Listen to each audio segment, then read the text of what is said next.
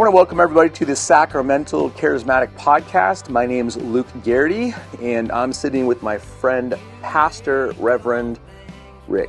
Yes, sir. Rick Mazaira, is that the proper pronunciation? Mazaira. And he pastors a Vineyard church in Great Falls, Montana. We share a love for the kingdom. We love being pastors. We love theology, and we love fly fishing. So. The best of all. Yes, it's all the, and coffee, I guess. So today we're going to actually talk about revitalization, church revitalization. I think you and I both, we've had a lot of conversations about how, that doesn't get talked a lot about, or I guess just doesn't make its way into a lot of conversations. And probably, I think in the Vineyard specifically, there's a lot of conversations about multiplication and church planning, but I haven't felt like we've spent a lot of time talking about church revitalization as much. Is that fair? That's very fair. And I think, too, over the last 10 years, I would say there's been a lot of conversations at our national conferences, national level, about pastors aging out. Yeah. So I think the revitalization conversation is pretty key because it's hard to finish at at an apex or pass off the baton at a high point. It's hard. Yeah. And I think, with the state of every church movement, denomination, all the reports, all the indications are that churches are struggling. Churches have been in decline. We've both, COVID did that to everybody for the most part. So let's do this, in relation to, because I think today what we're going to do is we're going to talk about maybe how to do revitalization. What are some of the important things to do? But I want to also hear kind of the story of your experience with that. My history is I've led in two different churches as a lead pastor that we went through revitalization. The first time I didn't even know that was a thing. Second time specifically had the purpose and intent here in Red Bluff for revitalization. Right. But like, how would you define revitalization as opposed to like church planning? Like, what are the differences? Yeah, my first church, which was in Oakhurst, California, just outside of Yosemite National Park, that was a church plant, straight up. Plant team. There was no history, no work. We came out of another church to do our own thing. Started from scratch. Starting from absolute zero, building your core team, going from there. Came into Great Falls with a church that had a history. Mm-hmm. So for me, the first thing to do was really kind of discern, kind of feel what was the calling and mission of the church in the context of its city. Mm-hmm. That's really where I think... I'm stopping you for 1 minute, though. Yeah. We're going to go to the steps, but what is it? Like, help us... Yeah, because... Well, it is taking a church that is on life support or on its last stages and turning it around where the calling, the vision, and mission are what are now being pursued. A lot of times, I think there's a series of events that happen in churches that leave you in a place where you're on life support because you've lost your first love, you've lost mission, you've lost the why. Why are we here? Also, would you add like potential tragedies that could offset it? Oftentimes too. Yeah, moral failures of leaders, or even in the most. There's no tragedy that's good, right, Luke? But let's just say that in the most honorable way, perhaps a pastor's aging out, last years of life, illnesses, limitations, loss of energy, it takes a toll on a church. Yeah. No matter what it is, though, the church goes into decline. Exactly. Yeah, okay. So you used life support. That seems like a good way to define sometimes. It is. The churches. And there's a lot of them. In fact... there's probably, I would venture to guess, going to be a fair amount of people listening to this or watching this on YouTube that are experiencing that. They're in a season where, I think in our in the two churches that I've served as a lead pastor, I like numeric wise, it's not all numbers, but numbers are a way to gauge. It's a reflection. Yeah, it can be, right. It can be it is a helpful metric in some ways, but. One church at one time had been, we were in a town of about 1,100 people. It had grown to about 200 people at one time, 175, 190, 200 people, and it was down to like 20, 25 people. There was there was no financial resources to do a whole lot more than just pay the mortgage, and a small stipend for the pastor at that time, my predecessor. Here, kind of the same thing. The church had gone through decline. I think it had been up to about 250 at one time, and had gotten down to, I think there was about 35 people who were committed to our church regular basis. And so, so they had, peaked at one time to, of larger size. I think the average size church in America is like 65 people, 200 people's, more than double that. So I'd say, doing pretty good. Maybe not a mega church, but there's not very many of those. That's not the metric we're gauging by. No, that's not. But then had gone through seasons of decline. And in both cases, it seemed like the decline, what was fascinating, and I think this is true from some of the research I read in books, is that it's about 9 years of decline is the average. I think 8 to 9 years is the average decline number, where either the church closes or they do something about it. Right. So that's how you define revitalization, is basically relaunching or remissioning or refocusing on the core calling and identity of the church. Exactly. Okay. That's what I would say. And I think there's been a lot of works too done on the autopsy of why a church dies. And I think unfortunately too much time has been spent on that aspect instead of how to really turn it around. Yeah. Interesting. Yeah. So we have all the answers as to why they fail. Yeah. Why they end up closing or are on life support, and there's a lot of congregations, in all different denominations or independent circles that are, 10, 15 people and are that way forever. Mm-hmm. So that's interesting. So I guess before we even, can churches be revitalized? Is that something that we should actually... You've done it here. I would say we've done it at our church. Our story is I came in after my predecessor had passed away. And crisis. Church, that's a bit of a crisis. Yeah. And it was a difficult transition for them. He was a beloved pastor. And I stepped in with about 45 people. Mm-hmm.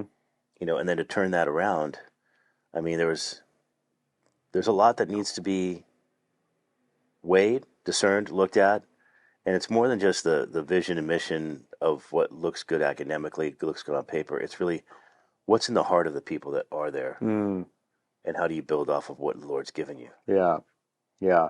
I think that's probably one of the most challenging aspects.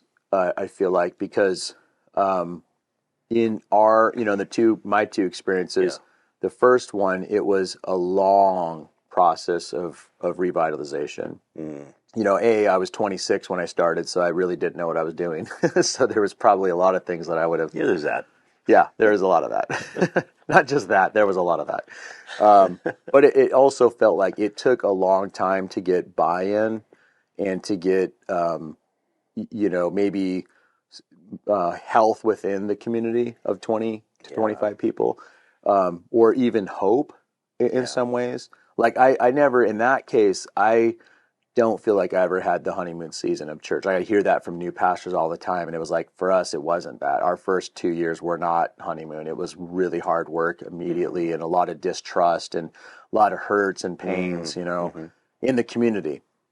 Whereas here, this my second church that I've served as a lead pastor as, there was a lot of momentum immediately. It's like people were really excited. And, immediately inviting friends to come check out, the church again and give it a chance. And it's like our growth was, skyrocketed. As you remember, it was 35 people within 4 months, 300 people around here. And it's like, oh my gosh, what's happening? So that's an interesting thing. So so we are saying that it can happen. It can happen. Yeah. I think it needs to have more of a... There needs to be more resources behind it. Yeah. Okay. To be honest with you. Yeah. So it can happen. So let's flesh out. We've kind of already talked a little bit about why do churches die, but let's break that down into some what are some key things that tend to cause churches to... Ed Stetzer talks about mission drift. Mission drift. So that's one. Mm-hmm. like what is that? Mission drift, I think, is when the church loses its call and its purpose. It's how it executes its mission within a community. It's, for me, what I've learned, it's the good things, not the God things, that make you drift. That's a good idea. We should do that. But is that really what God has asked you to do? Okay. So like being distracted by things that are important, but not crucial to the mission of God. And maybe not your call. Okay. I'm a firm believer, too, that I trust the call of the other churches in my city. Mm-hmm. I am not a seeker guy. Trust me, I don't look good in skinny jeans, and it just doesn't work. So I don't want to see that. So let's just. But if you get the smoke machines to work out, it covers that, so we're okay. Okay. No, but the thing is, I'd have to trust the churches in my city with the call. Mm-hmm. I have a role to play within the body of Christ, and when we drift from that, I think two things happen. One, I think we lose our heart as a church in what we're called to. And I think also what we're equipped for doesn't get exercised. The gifts and talents that are in my church to accomplish that mission are now kind of square peg, round hole into operating. Yeah. Okay. So that's one way. What are some other common, like maybe in your own experience, what had happened? So they're losing your leader. Yeah, that's a big one. Awkward and poorly planned succession transitions. Those don't always work out real well. I think too, an inability to adapt to culture, to operate in your calling within as the context you're in changes. Yeah, it's interesting. In talking about transitions, I'm just thinking about that. One thing that even though our church had been in a season of decline, my predecessor and the founding pastor, Steve Geraty, I look back on that, and he was such a support. He, in addition to, having some sense of like, hey, I need to retire. I've come to the end of public ministry. I want to, take a break, I guess, because he had been so faithful for so long. I think when we got here, I want to say it was about a month, maybe two, where they were away. They traveled a lot, taking a break. But when they came back, they were faithful. They came. They were supportive. I couldn't get Steve to do much. I was like, hey, do you want to? Nope, I'm happy to retire. I'm happily retired. But which was probably he was probably helping me in a lot of ways. But just, I think that was really important too. So, maybe for those pastors that are, they've discerned the decline, and they're just, they're exhausted, and maybe they have, there's so many different variables to it. So I can't guess why it might be in that case, but they can still be supportive of the next generation in a way that can help the church, and we were talking about this yesterday when we were going fishing. We were talking about how, or maybe it was, it might have been Sean. I was saying how it is interesting how, pastors, the founding pastor, or the guy who's passing the baton, or the gal who's passing the baton, they sometimes get jealous, or they do everything they can to not be supportive of the new person. Right. But it's like, I think if we were thinking about it from a healthy father, healthy mother perspective, like we want our kids to do better than us. Right. That's the hope, right? Yeah. So let's say our church grows to, 900 people, 800 people. And I hope the next person is 1,500, or, is able in a healthy, not again, be in a place where maybe they have a different ministry focus, and they reach a different group of people, and they do it and they kill it, and it's so good, we can be their cheerleaders. So I think that's a good observation on your part. So is there anything else you would think, like why churches tend to start going on life support? I think the majority of the churches that I've seen go on life support, really the issue revolves around mission drift and just this confusion of calling. Okay. Yeah, I think, I wonder if I'd add, and these are probably related to mission drift, but it's like loss of values, key values. Yeah. Right? Yeah.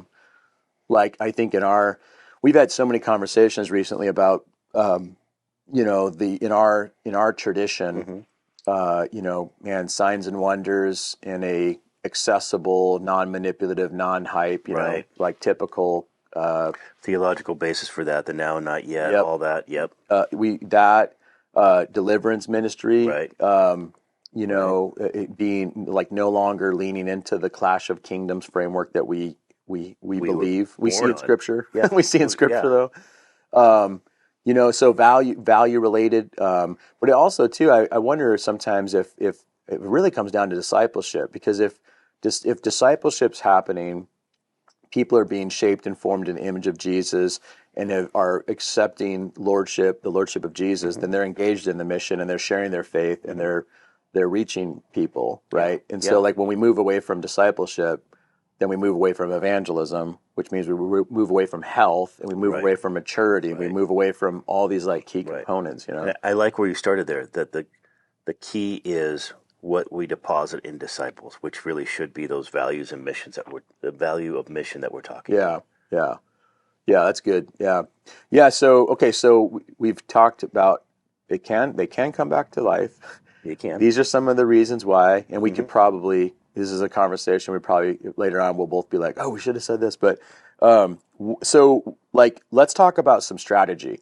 And I'd love to have you share this more in story form. Okay, so because I remember when you, because we've known each other. We first met in 2014, I think, in Anaheim, and you made fun of my Sage fly rods. I did. And I was like, "How dare you, sir?" I know. Winston's okay too.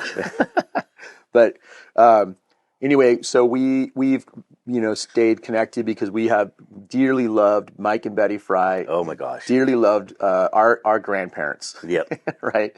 And so they adopted us and have been just huge encouragements in our lives. But so we've known each other since then. We've been we talk fairly often.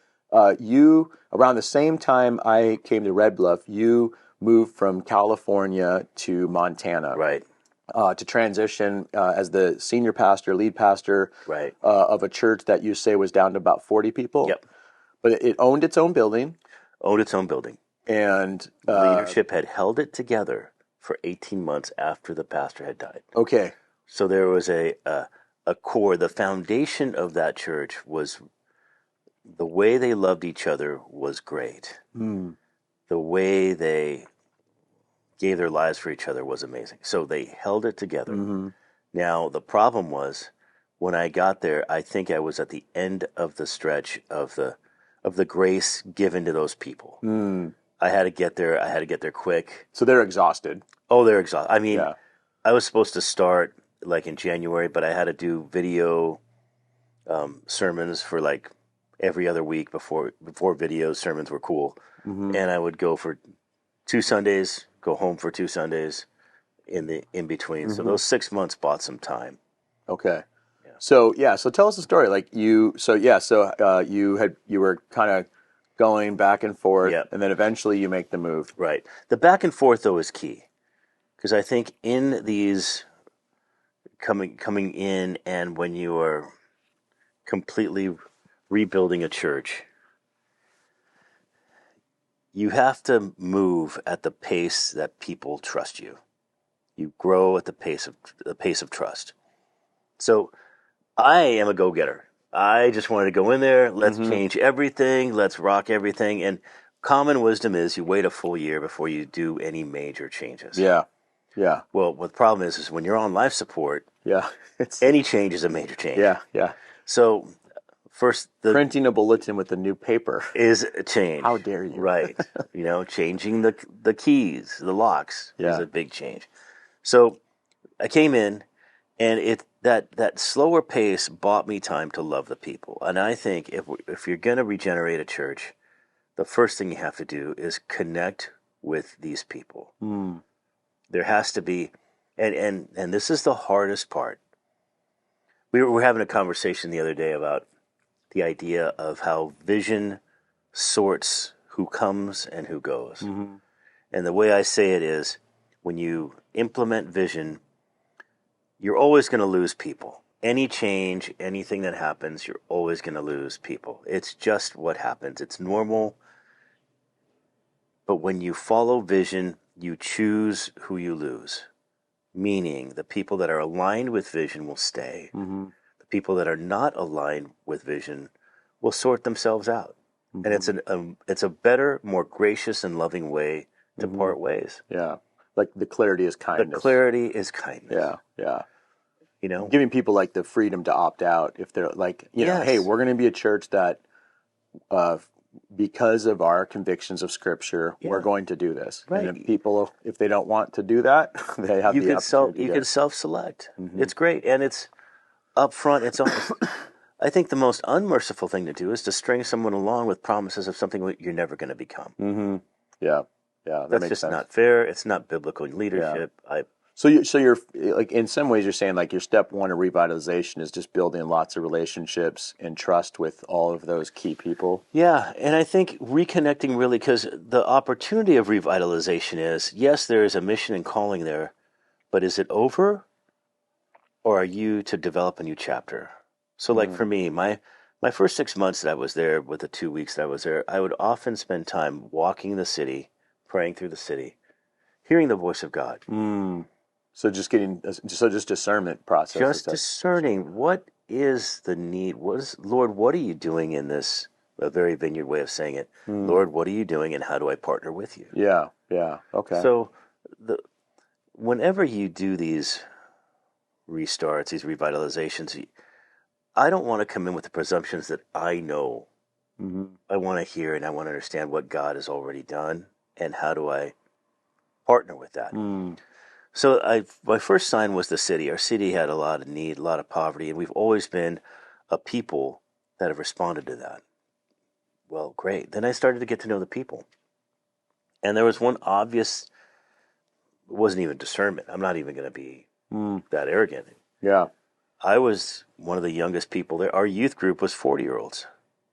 Wow. So okay. I was like, well, I just sat down with the board and some key leaders and was like, if we don't get younger, I'm going to be doing more funerals and baptisms. Mm-hmm. So we all know what that means. Yeah. So you have to start to change things in order to reach the next generation. Yeah, because you have to see where you're failing, right? What is missing in the church? A healthy body has all levels of maturity, all levels of ages. It's a multi-generational, discipleship maturity existence. So as I'm walking in there, I'm like, we don't have new believers. We don't have young people. Mm-hmm. We're not giving birth. If you don't give birth, you will die. Okay.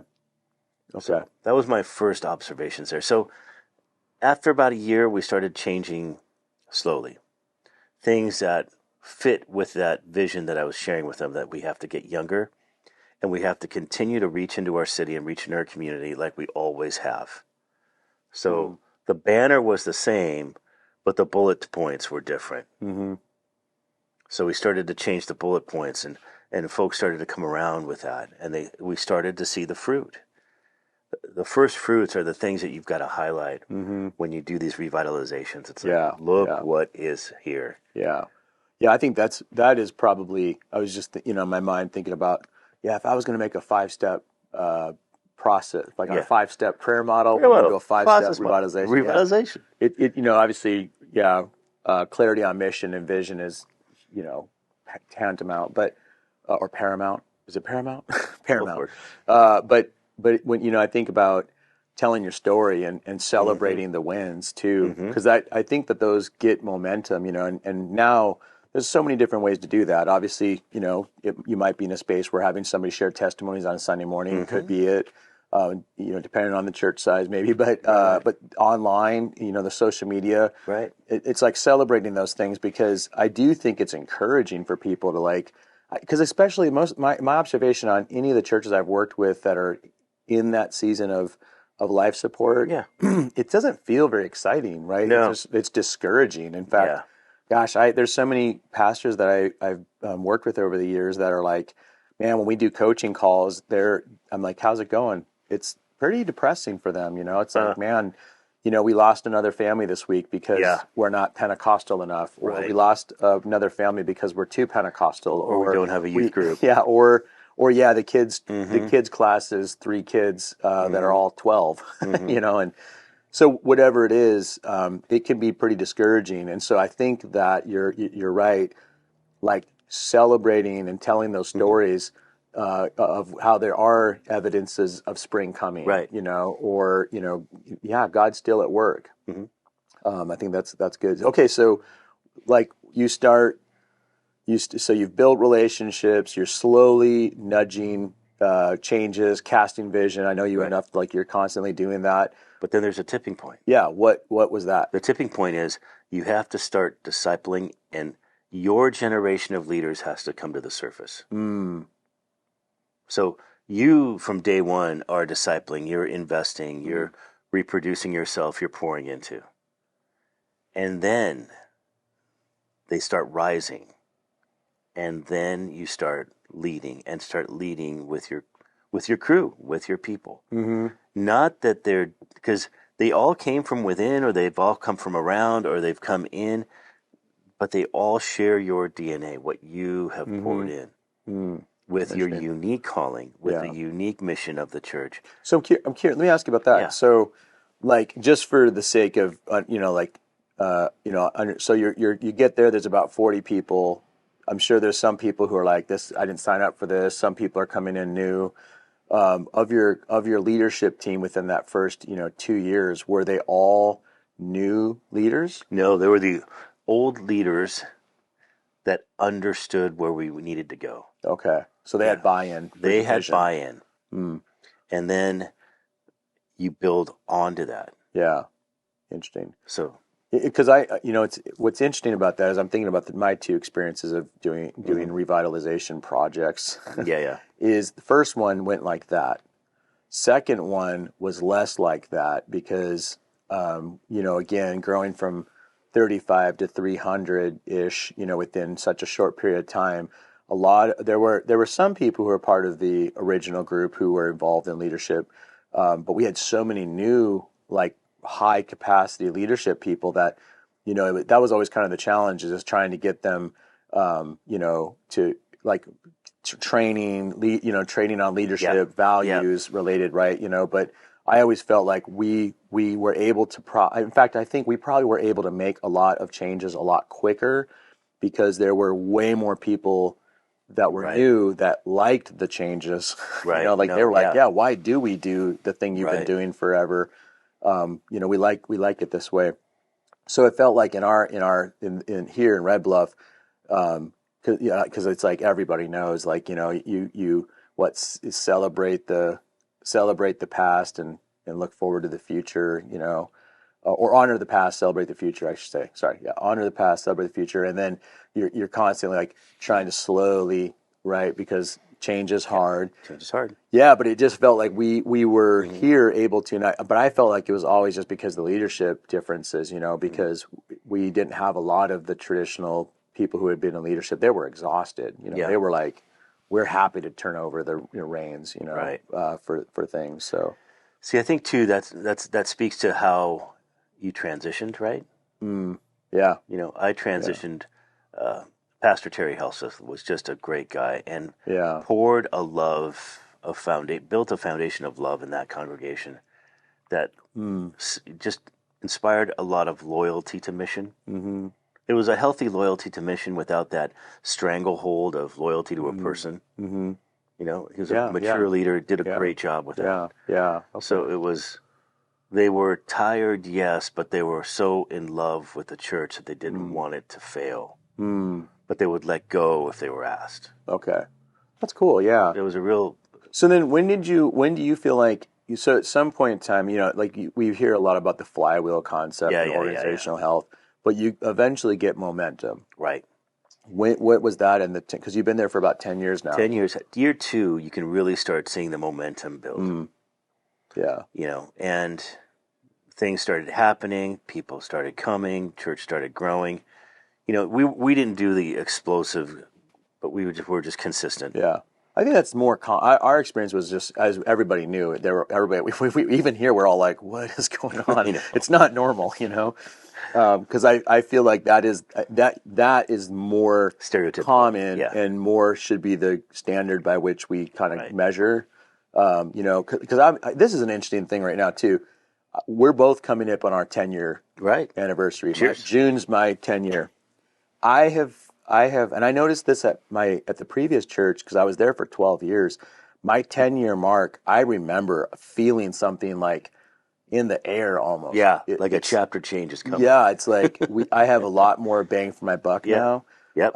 The I don't know. It's almost like your influence just, it's weird because I sense it now. Like a weight to it. Mm-hmm, yeah, because I mean, since December, as we were telling you, I mean, the last 6 or 7 months we've grown by 20. No, I could say actually less than 6 months. Since December, we've grown by 25% from there. So it's like we have just so many more new people, and they're I don't know. It's like they all of us, they come in and they're just they're excited, but they're like, oh no, we've been following for. I had this one guy. This is the funniest conversation. He like shows up and we get coffee and I was like, oh, I had never met him before. And he's like, oh, I've known you for a long time. And I'm just like, I've never met you. He's like, no, I've been watching you. I'm just like, wait, what? And he's like, yeah, because he's like, I've seen you at all our kids' sporting events and which then I'm like, how was I acting? Yeah. Did I scream? Did I, call out the ref or whatever? But anyway, he's like, yeah. So it was interesting because it just we live in our town's 15,000. Yours is about 60. 60, yeah. Yeah, and it's like so they're not small towns. Pastoring an 1,100 people community was like you are in a fishbowl for sure. But we still kind of are too here. And you have your community in your neighborhood, and people are watching you. Like the gas station, you probably go to every couple of days. And so. Yeah, so it is interesting, but I think maybe for folks listening, I just want to say revitalizations are not like a one year or 6 months, 1 year, 2 year. I mean, it's like I think realistically, wouldn't you agree that probably a 5-year project realistically? Well, I would say this. I would say by year 3. You're halfway through a transition, right? Because common population shifts in church culture today, statistically, is every 5 years you recycle a complete group of congregation. Yeah. So at 3, in a revitalization, half of those folks there are now yours. Mm-hmm. They don't know the old pastor. Yeah. They have no grid for that. Yeah. So you have to be careful with now. You have to start owning everything. Mm-hmm. And that's also the problem with year 3 is that your mistakes are starting to surface. Yeah. Oh crap! This is what I did. Yeah. I made that decision. I can. Yeah. And then by year 5, it's like it's all you. Yeah. Okay. So that's probably why doing that first 5 years, it's so important to try to be faithful and humble and decisive, I think, too. Yeah. Sometimes dragging our feet can be hurtful to people. Clarity is kindness again. Yeah.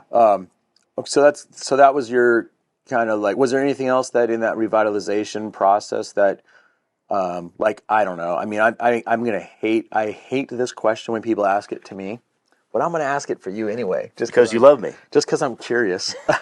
Well, I'm just curious, the typical vineyard, I always feel like in the vineyard, what I've noticed, is our strength, in my opinion, is historically it was our kingdom theology is as robustly biblical as possible. Yeah, our pneumatology is solid. It's informed by the kingdom. It's great, but really when it comes down to it, I think like when you think about Don Williams or Alexander Venter or even Wimber's power healing and power evangelism or Derek Morphew. I mean, we had some pretty robust thinkers back in the day. Mm-hmm. The average for the last 25, 30 years, we like just look at the talks now, that we all give. It's just different. Like when I started pastoring 45-minute exegetical sermons, here's the Greek, so we've always been we're really practical and very pragmatic. I think that's one of our strengths. Absolutely. I mean, that's all of our, 100% agree, yeah. right? Like all the Pentecostal friends that I have in our community that start coming to our church, they're always like, I understood the theology of this, the empowerment of the Spirit, the gifts for today, but I didn't know the practical, like how to. And you guys have all the how to stuff. So we're highly pragmatic. So this is where this question generally comes from. What's the magic bullet? The magic bullet for revitalization. What are some of them? Because it's probably more than. No, that is a great question, and I think that is really the brass tacks of what we're talking about. Yeah. What is it? So, number one, I think in your discernment process, and you capture the heart and vision and mission, not just for the church, but for how do you serve your people. Mm-hmm. That is the bridge that all this next subject travels across. Okay. Because if you're not relationally intact, and you're not in touch with your people and in touch with your church, none of this is going to serve you at all. Mm. So number one, you have to have a clear message of the call of your church. Mm. In our city, we fit a role that no one has. Mm. We are naturally supernatural. Mm-hmm. We express those naturally supernatural gifts in every context, in and outside the church. Mm-hmm. So, Kingdom Theology, biblical teaching, completely connected, discipleship heavy, and making sure that we are loving each other well. Mm. That's cool. Building on that. That's what I discerned. Mm-hmm. Now, how do we do that? Number one, the power of the pulpit. I can't help it. It takes me about 8 to 10 hours to prepare a message. Mm. And if that's just me, because I wrestle. And I'm dumb. He's not dumb. It takes me a while. And I discern, okay, Lord, what are you saying here? What is it for my people? What is the message? How is this mission good? How is this going to affect mission? How is this going to express itself? Not just in the testimony that you do up front or online, but honestly, the testimony in the trenches. What are people going to say on Monday morning over coffee at work about what you said on Sunday? Mm. So preaching, heralding, teaching, proclaiming, and effective, casting vision, effective, which includes that. Mm-hmm. And then two, you got to be able to practice what you preach. Mm-hmm. Mm. Especially, like I told you, our problem when I first got there is I was on the young end. So, wow. Yeah. There's this Bible study that meets on Mondays that is the milestone of what's happened. I'm the oldest guy there by 20 years. Mm. Been a huge shift in that. Huge shift. Yeah. I mean, and these guys, they come into the paint strong. Mm.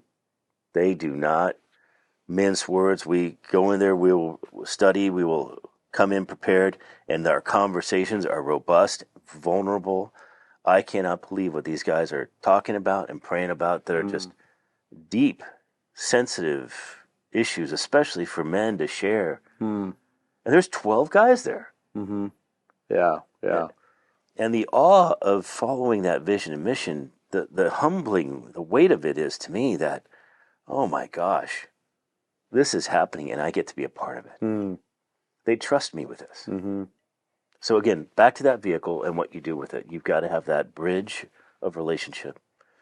Completely understanding your people so they feel understood in the things that you do and how you express mission and vision. Third thing, you got to be committed. Shepherds smell like sheep. Mm.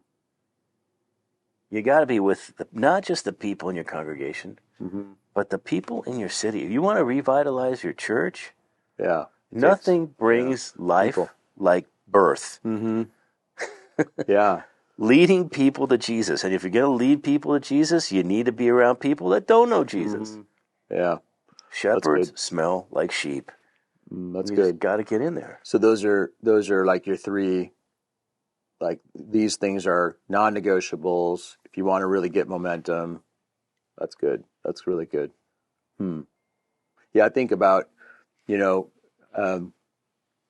talk a lot about with our leadership, especially about two things: the idea of like it's one thing to create culture, but it's a second thing to maintain it.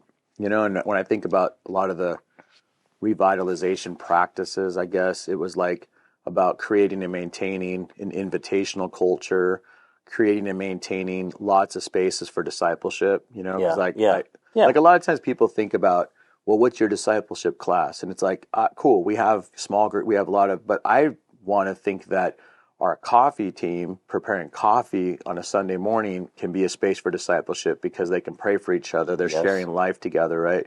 So it's like, creating and maintaining invitational culture, creating and maintaining, community spaces, creating and maintaining discipleships pipelines, developing leaders. It's just like there's all these things that at the end of the day, what I hear kind of in what we're talking about is just really trying to be healthy. Oh, you have to be.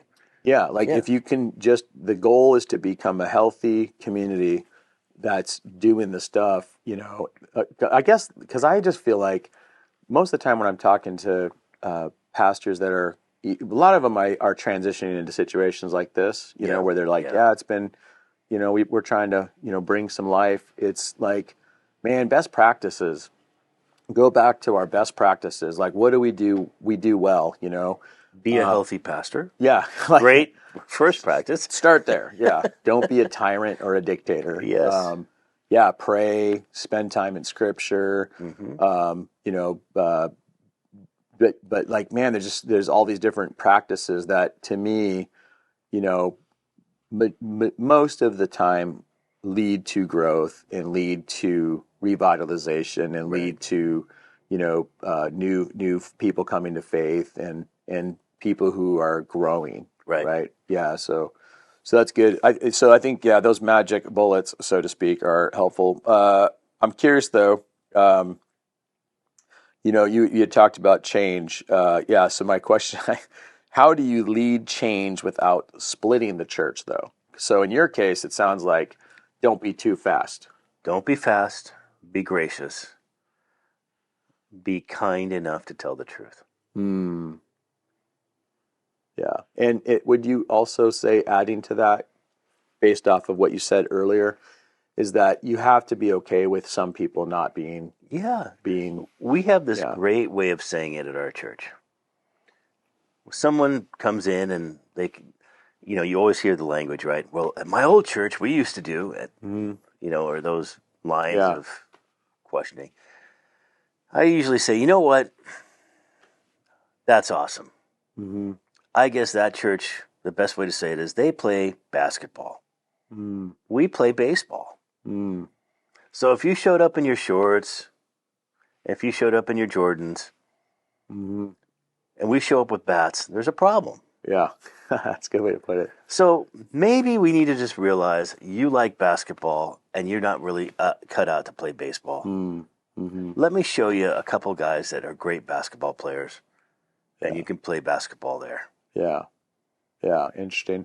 Yeah, that I'm thinking about, because the change part, that probably has been my one of the most challenging things for me in the last 28 years is that I've almost always been like, I'm definitely a change agent. I like change. I would change everything probably every week just because I like new. But within your vision, right? Well, yeah, that's the funny thing. You guys wouldn't have a choir. I'm okay. I'm okay with change because I'm the one. Luke, but if somebody else changes it, well, Luke, I feel like the Lord's telling me you need to have a choir. I'm okay with that. That's within my my allowable things. Yeah, robes. Sure. I'm Sacramental, dude. Liturgical's good. This is the Sacramental Charismatic podcast. As long as we can pray for the sick. But it's interesting. Like what I realized probably about 15 years ago. It's like the thing is that I'm generally okay with change because I'm historically the one who's changing it. So it's less of an impact for me because I've already come around to that like necessity, right? Yeah. So by the time I got here, I think I had like cooled my jets a little bit with that. But I do remember. So we did have a situation where there were I don't know. We've had this massive influx of people, and there were some people from the old guard who did not like the change. And perspective on that was that struggling with the change, they had also just transitioned to it from a 30-year pastor to new person who was way younger than them. And fly fishes. And fly fishes, how dare him. But so it was really tough, So there was a 2-year period of time where, man, I swear I must have done 50 meetings with some of these people, and I trying to be gracious, but giving explanations as to why we had to change the way that because it's like, what I realized is that in our case, it was really unfortunate because, again, my predecessor I love him. He passed away, but I mean, he just was so helpful. And right before he passed away, we had a really great lunch together, and it was the most, I honestly would say it was one of the most encouraging and comforting and caring things he ever did. That's awesome. Because he just met with me and he's like, "How's it going?" And this is after COVID, and I'm like, "It's been tough." And he was like, I just never had a chance to talk with him, and I just told him some of the challenges, and he had all the same challenges with almost all the same people. And I was just like, how and refreshing. he still loved them, but it was like, okay, so I'm not crazy. Like, okay, so that was really kind of him. But I was going to say, what I realized that after 2 years of because I really don't like, I don't like it when I'm misunderstood. It's like, I will go above and beyond. I'm going to explain this 700 times. I'll walk you through the processes. I've thought it through. A, B, C, D. We have to do this because that will lead to this, which then gets us here, right? And one day I was meeting with some of our staff, and Nikki Wolter, who who went out and planted a church, in 2020 out of us. Yeah, she's crushing it. I was telling her, I'm like, I'm gonna have one more meeting with this group of people, and she's like, why? And I was like, how you mean, how dare you ask that? Why? And she's like, Luke, you have met with them dozens upon dozens of times. You have explained everything. You have given the biblical, the practical, the missional. She's like, they don't want to change. Right. They do not want to change. And it was like, it was the first time I think I accepted. I was like, you know what? You're right. Like, we're actually dragging our feet with some of these things that we have to do. Right. Like, it's not a matter of should we do it. It's like, we have to. A, we have sensed the Holy Spirit lead us to do these things. B, we will not reach people if we don't do these things. These things that they're objecting to are actual obstacles to discipleship, obstacles to church growth, obstacles to, to reaching more people, obstacles to health. That's exactly right. Yeah. So this question of like how to lead change without, I guess it's like one thing to not hurt people, because I don't think we want to do anything that's mean or vindictive. Right. But at the same time, too, I do think that like standing on principle it might ruffle feathers. Yeah, but like in your story, I really hear the changing at the speed of trust. Yeah. Yeah. You were trying to win and keep as many out of a pastoral heart, and you were really changing at the speed of the level of trust you gained. Yeah, but I think maybe this is like a therapy session now, Rick. We've both been through it, brother. Stop pastoring me. No, it's I think in some ways the challenging part, because I don't know if I will say I do know we didn't do everything right. I think with our core leadership team, there were some times where my staff, we were frustrated. It's like we this is ridiculous. Like, yes, we're stopping this, or we're starting this. But yeah, I think in some ways the challenge was. We were trying to move at the speed of trust, but what I do, and maybe this is, I don't know how this fits into the revitalization process, but I have told people before, it's pretty helpful when you have 300 new people that look at you as their pastor because you are the only pastor they know from this church. They don't have the history, the 30-year behind it. So like those people are like, why are we dragging our feet? Why are we still doing this? Right. Why aren't we doing this? It's kind of, in that case, it's like, it kind of outweighs the voice of the, the naysayers who are like, I mean, like one thing that to this day, I still find this to be really, really interesting for a number of reasons, is my associate pastor, Wes, who makes a suggestion in a meeting about no longer printing bulletins. But we'd always printed bulletins for 30 years. It's the 11th commandment. Yeah, it is. And and he was literally just saying, hey, the ink's very expensive. We print 250 of them, and there's 248 that we clean up at the end of the service. Why are we doing that? Why don't we just go to online, And it was like it was like he suggested, taking the cross down. Yeah. I mean, I watched two people have full on anxiety meltdowns, and it was just like, wow, and so it was things like that. A lot of it was just, and Wes later on was like, I'm so sorry, I didn't know that would be, but I told him, I was like, it wasn't about the bulletin. The bulletin was the way it came out, but it was probably the last, because I mean, there's things from before we got here, right? Stirring, and but it was, and we made the decision, we as a leadership team made the decision, yes, we're not going to spend, I don't know, the ink was probably $100 a week, first of all, for something that no one's using. We have a church app. We have all these social media things, or like, why don't we print 10 for the 10 people that you're saying can't, need it. Yep. Because here's what's really interesting about that. This is one of the things that I think is most fascinating, is always this complaint about no, the older generation, they don't do technology. You have to. Our vintage group people are the most technologically. They're on Facebook all day long. My mother-in-law is 88. Yeah. She's on Facebook every day. Yeah, so it's just funny how I'm like, actually, it's the younger boomers sometimes who are maybe not as tech savvy, but. All the 70 and 80-year-old people, man, they're liking resharing everything. Yeah.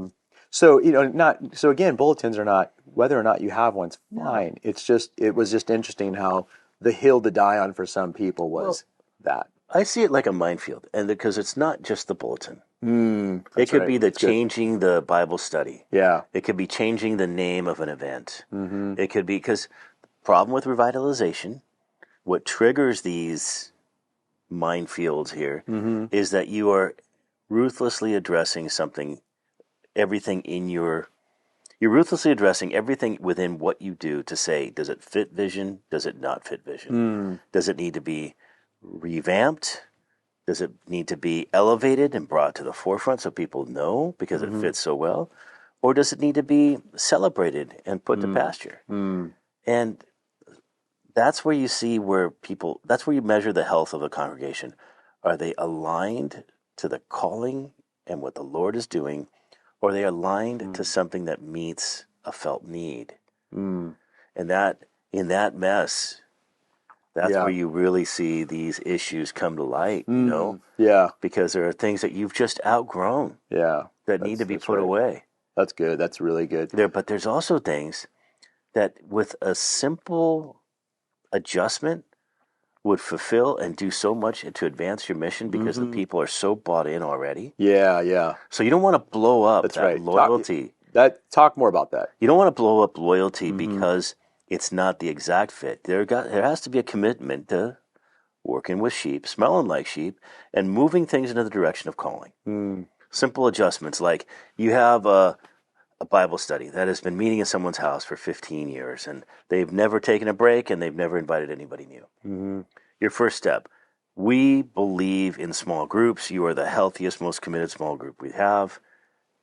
I would like to ask you guys to go through this curriculum, this doing church by Venture, anything like that, so that they start capturing the vision for what they can be, then helping them evolve and grow in direction and mission to become what they should be.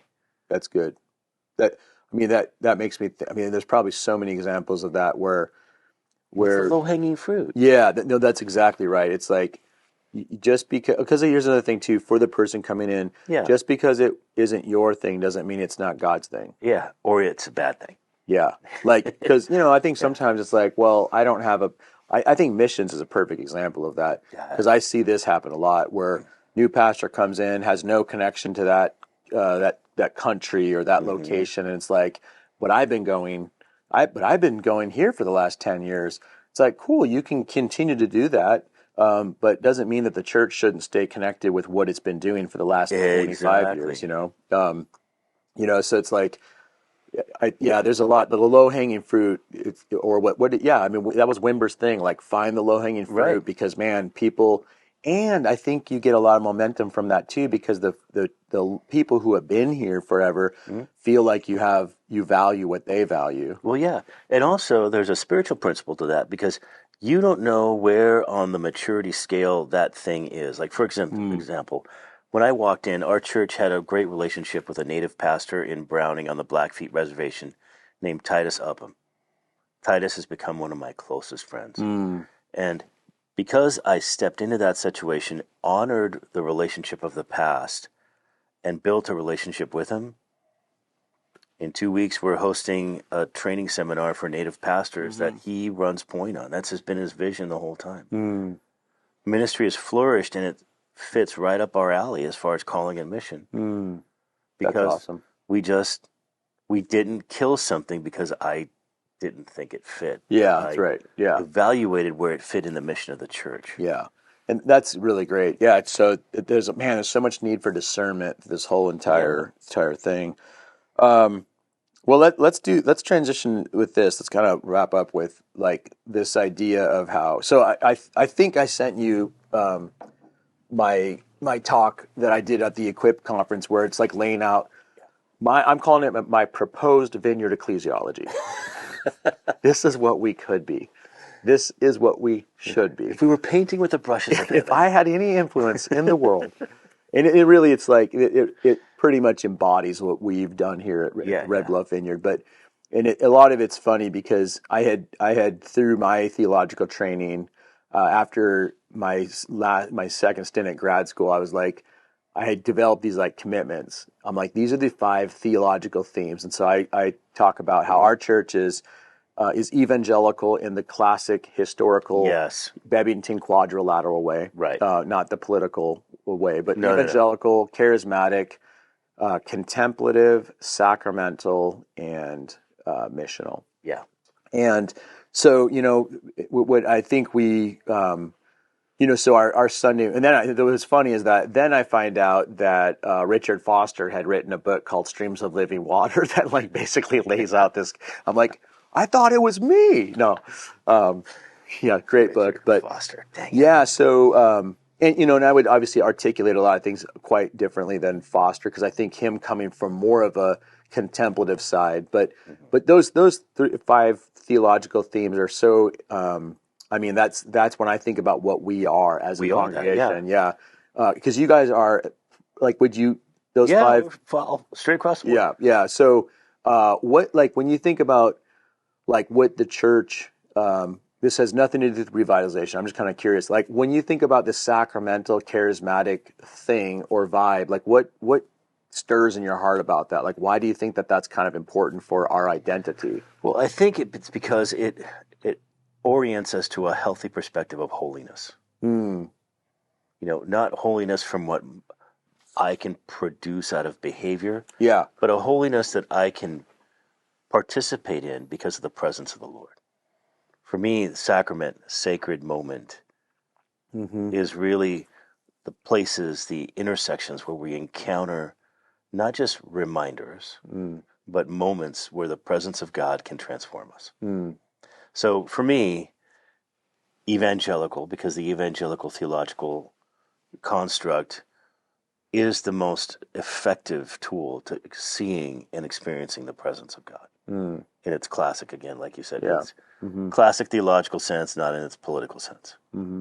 I think when we're looking at at sacramental events, I think, yes, the sacraments, obviously the Eucharist, obviously those moments like that, but also the moments where general revelation reveals itself to us, like in the Romans 1 sense. Where it's like the natural world. The natural world, I'm overcome sacred, by his characteristics that I see and read. And I think all this comes together and integrates itself in mission.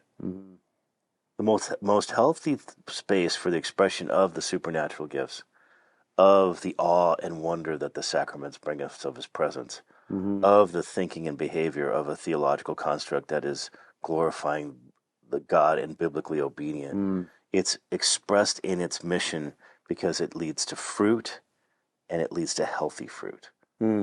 That's good. Yeah. So do you feel like, I mean, we've both been in the Vineyard for about the same amount of time, Forever, which is crazy. Yeah. Do you feel like, I mean, because I think I was telling you and Sean yesterday, like I remember in 2011, I want to say 2011, like I think I had presented some paper or something. I was talking to a bunch of Vineyard pastors and theologians about how I felt like the Eucharist should be. And what had happened for me was that grew up in the Vineyard.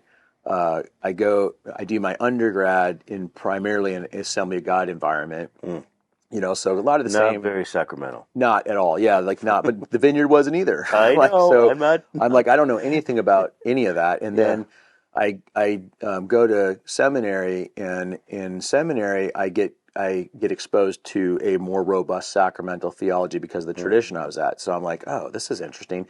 And all the language was pneumatological, though. Right. Like everything was centered on the work and activity of the Spirit. So right. I was like, but we're charismatics. We're the only ones. We're that the do people that. of the Spirit. Yeah. Like, what Last are I you guys read. talking about my my stuff? You know. Yeah.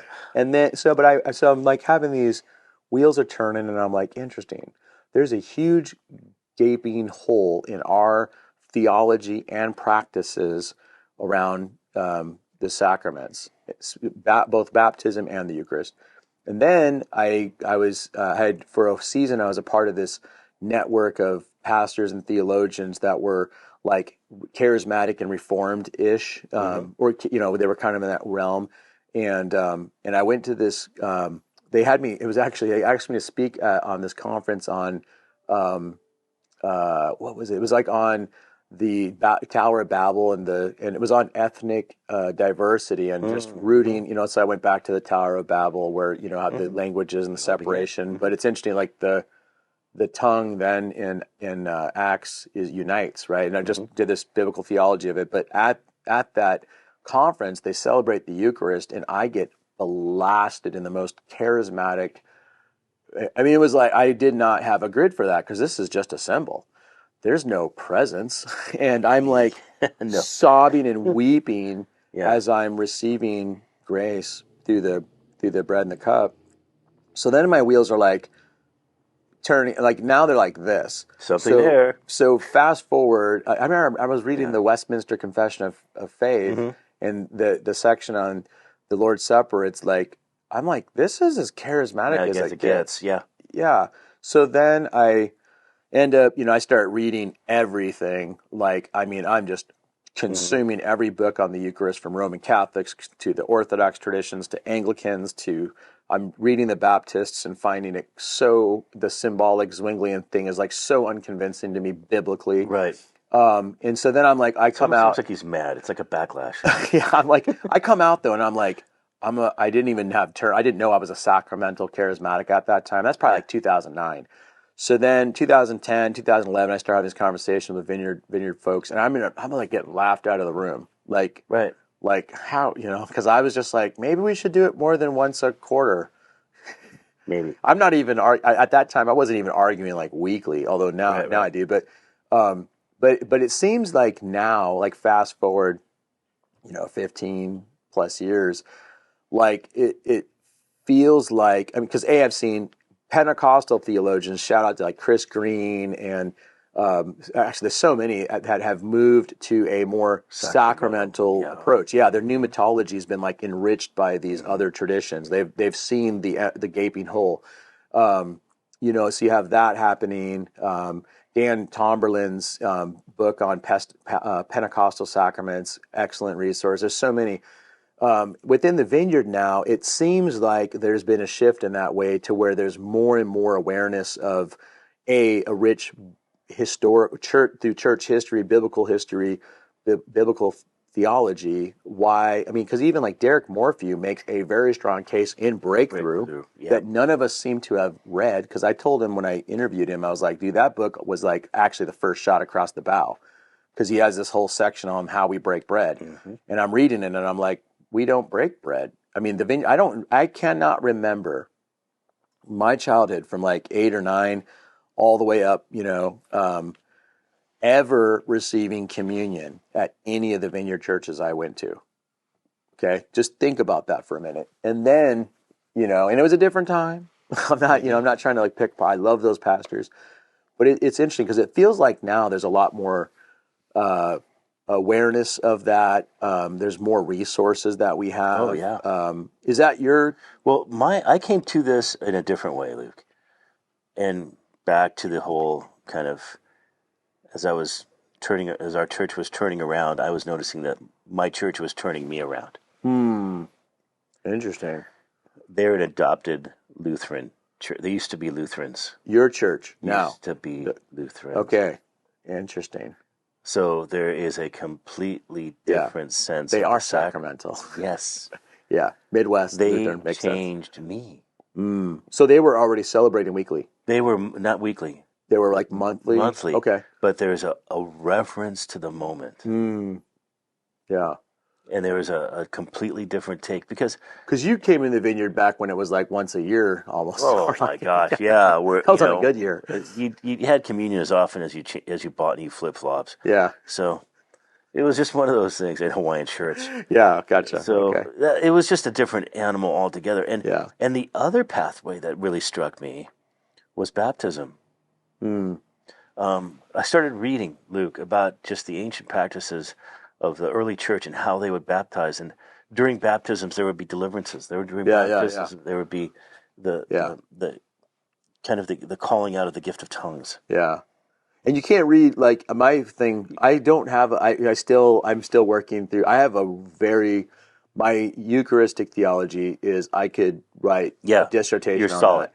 Yeah, on baptism, I'm like, I still don't know quite what ontological change happens, but there's something that happens at baptism that is based on the Spirit, because the texts seem to say so. that. Yeah, it's like, and we're evangelicals. Yeah, so we believe that. Yeah, we're supposed to be Bible people, but so when I started experiencing, because the nature of our church today, it's made up of all kinds of kinds. Yeah, and when people come from that brokenness and that background of addiction, that background of we're in a highly populated Blackfeet, Crow.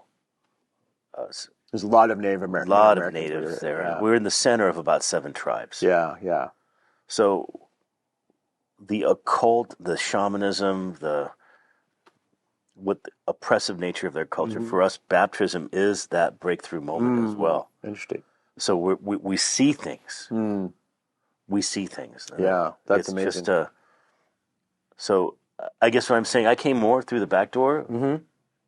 Well, baptism would be the front door. Well, no, with my church being a Lutheran church. Oh, yeah. So with the sacrament of the Eucharist, I came through the back door. Yeah. Even though I'm a recovering Catholic, so it was I had forced on you. Yeah, well, I mean, and I had a natural disdain because I grew up a Catholic.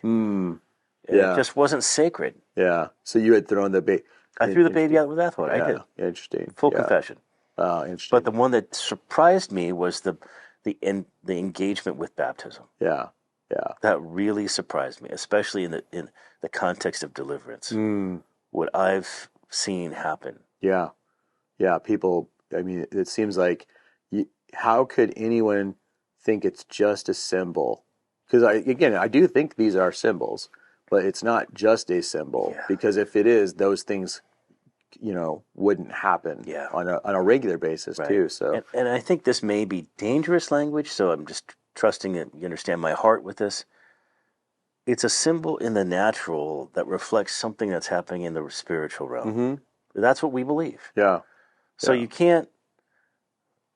I mean, I look at them as they're signposts of the kingdom. Right. You can't minimize what the signpost is. Yeah. If it's warning you of something or telling you of something, it's happening. Yeah. That's cool. Well, that's awesome. So, I guess we'll wrap up with you were out here, and I just want to say thank you for jumping on a my pod. Pleasure, yeah. For your friendship. It's nice. There's only a handful of us fly. It's actually 3. I'm going to say legit fly anglers in the Vineyard. There's some other people that try. Actually, no, I'll say Tim Henton. Shout out to Tim Henton. I've taken him. But you, me, Doug Erickson, I'm going to say the actual professional fly anglers. You and I both guide. If I start getting stuff on my email and social media, just because I live by the Missouri, if anybody starts attacking, I'm blaming you. Hey, buddy, can I come out? Yeah, I know. Yeah, it's like I'm a well-known fact of fly fishing. Like, I don't care. You can ask. No, my price is $7.50 a day. Yeah. But anyway, But you spent the last couple of days. People who listen to this podcast will know. Our congregation has been partnering with the Spanish-speaking congregation, House of Restoration, Living Word. Some of our great friends. Good people. And we had Rodrigo, my friend from Peru, came out for our Equip conference a month ago. You came out for the weekend. This is how awesome you are. Friday night, you did our bilingual worship. And then Saturday from 10 until 1, you met with their board. From 2 until 4, you met with their leadership. And then from 4 to 6, you met with married couples. Then you preached at their service yesterday. On Sunday. Yeah. And then last night, you did a men's meeting. So you have been working overtime in Spanish. In Spanish. And it all came back. Yep. Yeah. Yep. My vocabulary was stretched once again. Yeah. So for those of you watching or listening, you're like, this Rick guy, he's a white guy. He's not. No. He's a Rick is Hispanic. short for Ricardo. My family's from Hispanic, Spain and Cuba. And I learned Spanish. English when I was 5. Yeah. So, yeah. So that was pretty cool. So thank you so much. My pleasure.